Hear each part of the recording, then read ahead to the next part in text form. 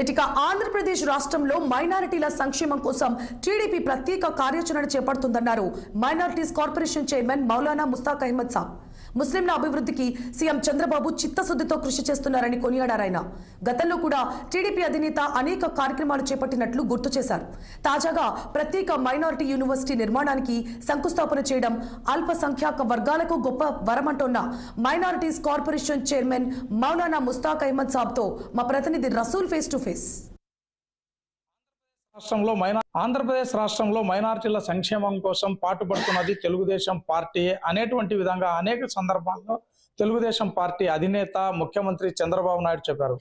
అంతేకాకుండా మైనారిటీల కోసం ప్రత్యేక కార్యాచరణ కూడా రూపొందిస్తామనేటువంటి విధంగా తెలుగుదేశం పార్టీ అధినేత చెప్పినటువంటి పరిస్థితి. ఇలాంటి నేపథ్యంలో మైనారిటీల సంక్షేమం కోసం ఏం చేస్తున్నారు, లేక సూపర్ 6 తోనే వాళ్ళకి ఒక ఆయుధంగా ఉపయోగిస్తారా, లేక ఇతరత్ర ఏదైనా కార్యక్రమాలు చేపడతారా అనేటువంటి విధంగా మాట్లాడేందుకు మన చెంత మైనారిటీల సంక్షేమ శాఖ చైర్మన్ మౌలానా ముస్తాక్ మహమ్మద్ మన చెంత ఉన్నారు. మరిన్ని వివరాలు అడిగి తెలుసుకుందాం. సార్, మొత్తం పైన తెలుగుదేశం పార్టీనే మైనారిటీలకు అనేక కార్యక్రమాలు చేపట్టింది, వారి సంక్షేమం కోసం ఒక తెలుగుదేశం పార్టీనే కట్టుబడింది అని అనేక సందర్భాల్లో తెలుగుదేశం పార్టీ అధినేత ముఖ్యమంత్రి చంద్రబాబు చెప్పినటువంటి పరిస్థితి. ఇలాంటి నేపథ్యంలో మైనారిటీ సంక్షేమ శాఖ చైర్మన్ గా మీరు ఎలాంటి కార్యక్రమాలను మైనారిటీల సంక్షేమం కోసం రూపొందిస్తున్నారు సార్? తెలుగుదేశం పార్టీ అధినేత గౌరవ ముఖ్యమంత్రి వర్యులు నారా చంద్రబాబు గారు చెప్పడమే కాదు, గతంలో ఎన్నో కార్యక్రమాలు ముస్లింల గురించి చేశారు. చెప్పడం కాదు, చేసి చూయించారు.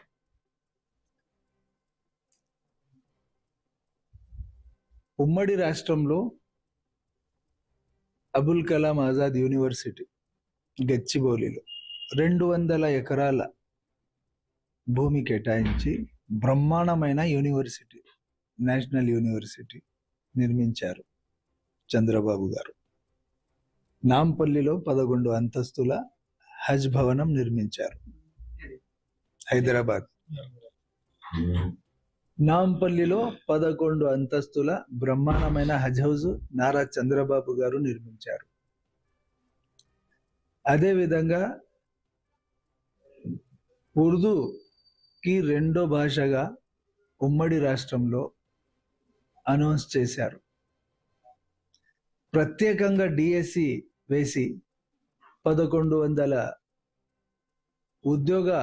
ఉర్దూలో ఉద్యోగ అవకాశాలు కల్పించారు. రాష్ట్రం విడిపోయిన తర్వాత 144 ఎకరాల భూమి Kurnool near by Orvakal airport Abdul Haq Urdu university కోసం 144 ఎకరాల భూమి కేటాయించి యూనివర్సిటీకి శంకుస్థాపన చేసి దాదాపు 30-40% పని కూడా నారా చంద్రబాబు గారు పూర్తి చేశారు. బ్రహ్మాండమైన హజ్ హౌస్ కడపలో నిర్మించారు. అదేవిధంగా విజయవాడలో మరొక పర్మనెంట్ హజ్ హౌస్ బిల్డింగ్ కోసం శంకుస్థాపన కూడా చేశారు. మసీద్ మరమ్మతులకు నిధులు కేటాయించారు. బరియల్ గ్రౌండ్ గోడలకి నిధులు కేటాయించారు. దుల్హన్ పథకం ఇచ్చారు. ఇమాం మౌజన్లకి గౌరవ వేతనం ఇచ్చిన దేశంలో మొట్టమొదట ఏకైక నాయకుడు నారా చంద్రబాబు గారు. అన్ని విధాలుగా ఆదుకున్న మైనారిటీ ముస్లింలకి ఏకైక నాయకుడు నారా చంద్రబాబు గారు. ఇప్పుడు సోదరులు ప్రశ్నించడం జరిగింది, సూపర్ 6కే పరిమితం చేస్తారా, లేకుంటే సంక్షేమ పథకాలు కూడా కేటాయిస్తారా? సూపర్ 6 చేస్తూ రాష్ట్రంలో ఒకవైపు అభివృద్ధి, జగన్ హయాంలో రాష్ట్ర ప్రజలకు బాగా తెలుసు, రోడ్లు గుంతలు పడి, మోకాళ్ళ లోతులు గుంతలు, బండ్లు స్కిడ్ అయి ఎన్నో యాక్సిడెంట్స్ జరిగినాయి, అందరు చూశారు. ఇప్పుడు రాష్ట్ర వ్యాప్తంగా చూడండి, ఎక్కడ కూడా గుంత కనపడదు. బూట్ చేశారు, మరమ్మతులు చేసేశారు. స్టీల్ ప్లాంట్కి కాపాడడమే కాదు, విశాఖ ఉక్కు మన హక్కు అని, ఆంధ్రుల హక్కు, దానికి కాపాడడమే కాదు, నిధులు కూడా తీసుకువచ్చారు కేంద్రం నుంచి.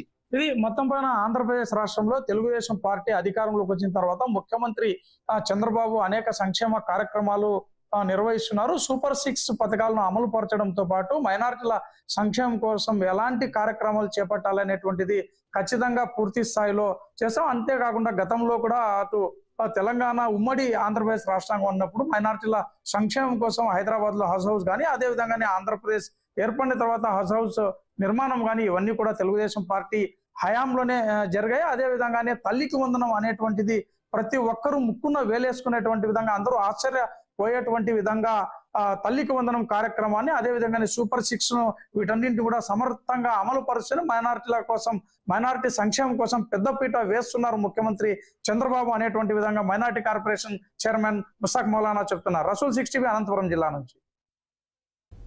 సూర్యాపేట శ్రీ సాయి